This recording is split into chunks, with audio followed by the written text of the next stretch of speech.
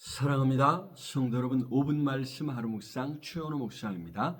에스겔 29장 19절 20절 말씀 읽어드리겠습니다.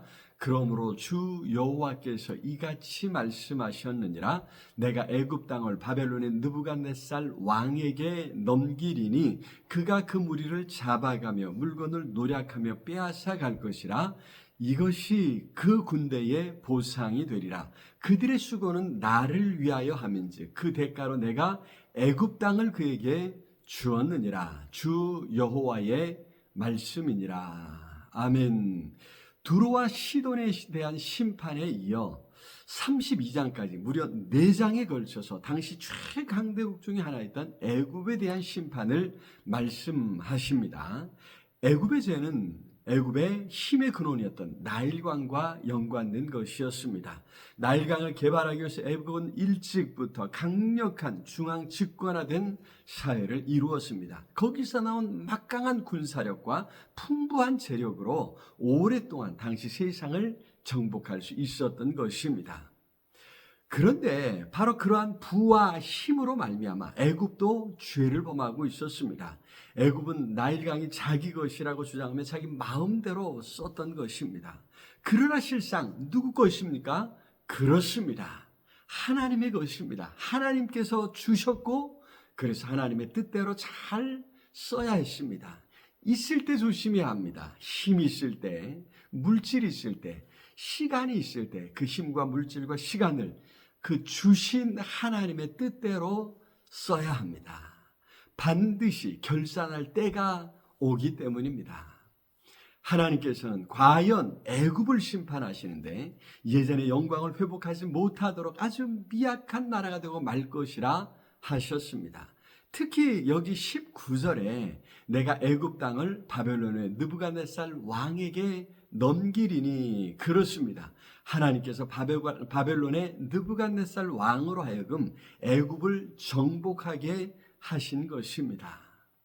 앞서서 바벨론은 두로를 정복하는데 아주 고생했습니다. 무려 13년이나 두로를 포위하고 공격한 끝에 간신히 정복할 수 있었습니다.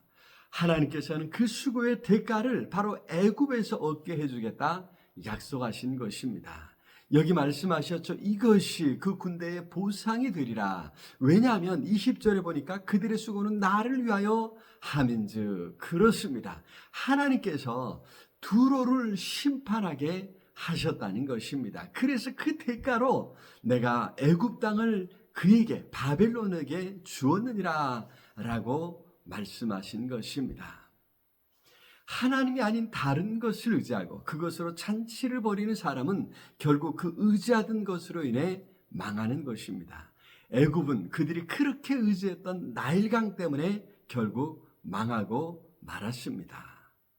그러나 바벨론의 느부갓네살은 부지 중에 하나님의 뜻을 행하는 심판자가 되었지요. 바벨론이 여호와 하나님을 알고 섬겼던 것은 아닙니다. 그러나 온 우주 만물을 주관하시는 하나님께서 바벨론을 통해 이스라엘과 애굽을 심판하리라 작정하셨습니다. 바벨론은 부지 중에 하나님의 뜻을 행했던 것이지요. 그래서 바벨론에 갚아주실 것이라 하나님께서 약속하셨던 것입니다. 그에게 세상을 정복할 힘을 주셨습니다. 과연 하나님께서 온 세상을 주관하시는 것입니다. 하나님께 순종하면 비록 하나님을 알지 못하더라도 하나님의 뜻을 행하면 그로 인해 하나님께 갚음을 받습니다. 오늘도 하나님의 뜻을 온전히 행함으로 하나님께 갚으심을 받기를 바랍니다. 그 사랑과 수고를 하나님께서 기억하시고 반드시 갚아주시는 줄로 믿습니다. 사랑의 하나님, 오늘도 우리의 삶에 찾아오셔서 모든 일을 그때또로 주관하심을 믿습니다. 하나님의 뜻을 잘 헤아려 그 뜻을 행하겠습니다. 성령으로 함께 하시고 도와주시옵소서. 오늘도 행하는 범사의 복에 복을 더해 주시옵소서. 예수 그리스도 이름으로 기도드리옵나이다. 아멘. 오늘도 우리 주님 안에서 승리하시길 기도합니다. 사랑합니다.